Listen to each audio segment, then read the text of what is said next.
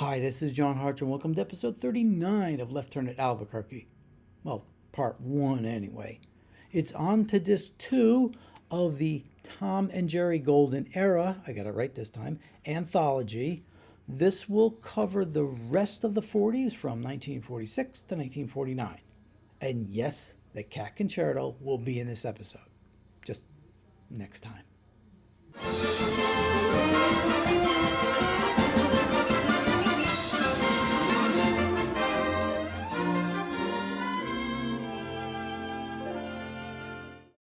Before we get going, it looks like the Bugs Bunny Star of the Month on Turner Classic Movies is just the beginning. The Hollywood Reporter just announced that the company has now picked up the rights to show, looks like at least 750 of the 1,000 of the Looney Tunes and Merry Melodies.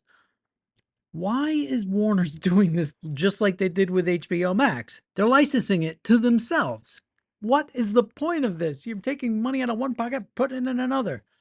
But anyway, it should be interesting to see where they turn up, see if they're going to show up nightly, if they're going to put them in the Saturday morning rotation there, maybe have dedicated blocks in the afternoon.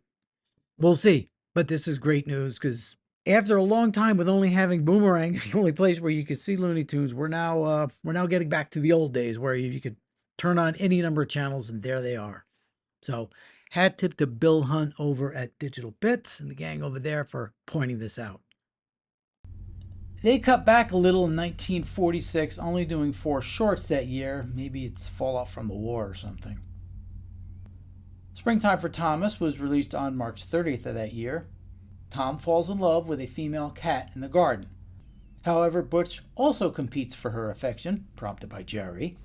The two cats try to outdo each other with gifts and displays of affection while pounding the daylights out of each other. Now, a couple of old names show up in our voice cast here. Frank Graham does both Butch, Toodles! Wow! and Jerry's Devil.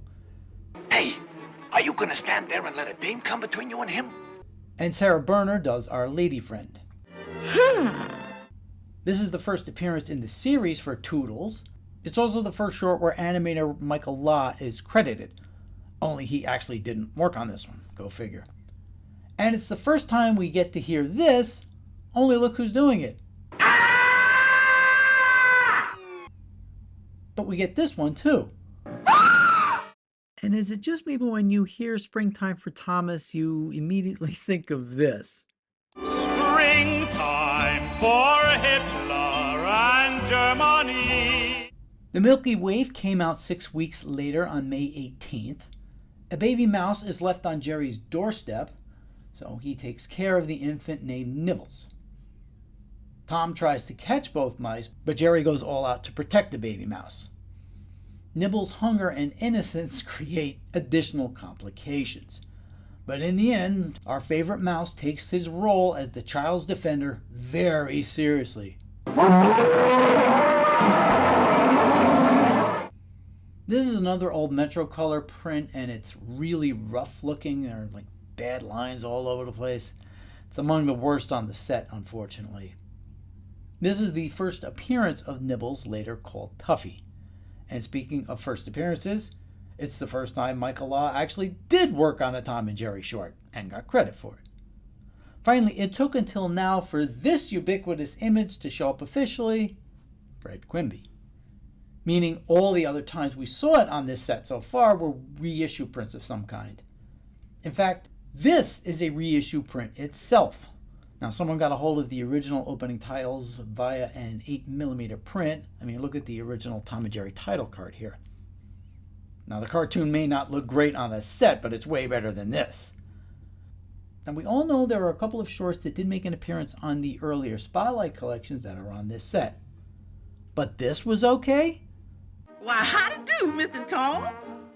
But in the end, there were equal opportunity offenders in this one. I give you Polish Jerry. Trap Happy was released 6 weeks after that on June 29th. Stories by Cal Howard again. Tom fails to catch Jerry, so the cat, imitating Dinah, hires Ajax Mouse Exterminators. Are they a division of Acme? The exterminator turns out to be Butch, an extremely tough and professional mouse catcher. The two cats try everything under the sun, but can't quite get their prey. And this one ups the violence to a very high level, earning it an SPG rating in the Philippines. I guess that means it's not for kids.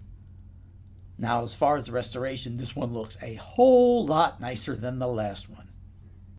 So the final one for this year was Solid Serenade, which came out on August 31st.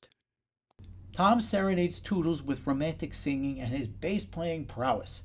He also wakes up Jerry with all the singing, and the mouse retaliates by disrupting the performance and turning Tom's romantic moment into a disaster.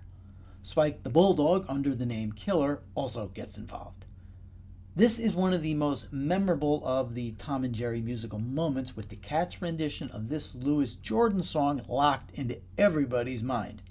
Is you is or is you ain't my baby? Bugs Bunny actually beat him to the punch by a year. Is you is or is you ain't my baby? But in the end, Tom gets the nod overall. We'll be seeing more of this one in a few later cartoons.